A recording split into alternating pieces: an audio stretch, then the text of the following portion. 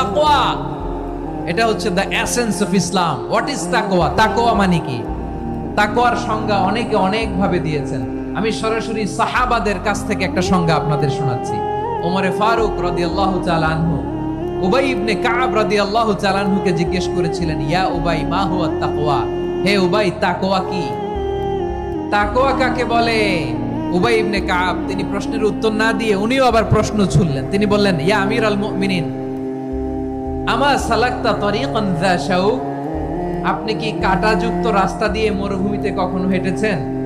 যে রাস্তার চারদিকে ক্যাকটাস, গুলমলতার কাঁটা, হেঁটেছেন? ওমরে ফারুক বললেন, নাম, হেঁটেছি। বালা, হেঁটেছি। কাইফা আমিলতা, কিভাবে হেঁটেছেন?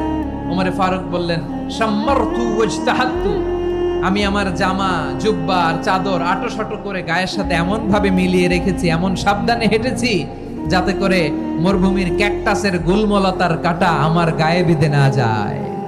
উবাই ইবনে কাব বললেন, ফাযালিকা হুয়া তাকওয়া। আরে তাহলে আপনি তো ঠিকই জানেন তাকওয়া মানে কি, এটাই তো তাকওয়া। ওই রাস্তা দিয়ে যেভাবে হেঁটেছেন, পুরো দুনিয়ার জিন্দেগিটা এইভাবে সাবধানে চলার নামই হচ্ছে তাকওয়া। চিল্লায় বলো ঠিক কিনা?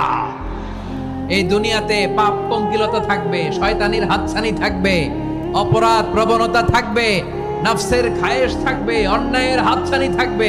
সব কিছুকে দোলে মুচড়ে পেছনে ফেলে সাবধান হয়ে এই দুনিয়ার সিরাতুল মুস্তাকিমের পথে চলতে হবে। যে রাস্তা শুরু হয়েছে দুনিয়াতে, শেষ হয়ে গিয়েছে আল্লাহর জান্নাতের ভেতরে। চিল্লায় বলেন ঠিক কিনা? আমার প্রিয় চাঁপাইনবাবগঞ্জের ভাইয়েরা, এটার নামই তাকওয়া। উবাই ইবনে কাব বললেন, ও আমিরুল মুমিনিন, ওই কাঁটাযুক্ত গুলমলতার রাস্তার মধ্যে ঠিক যেমনি সাবধান হয়ে আপনি হেঁটেছেন, এই দুনিয়ার বুকে ওই সাবধান হয়ে চলার নাম হলো তাকওয়া।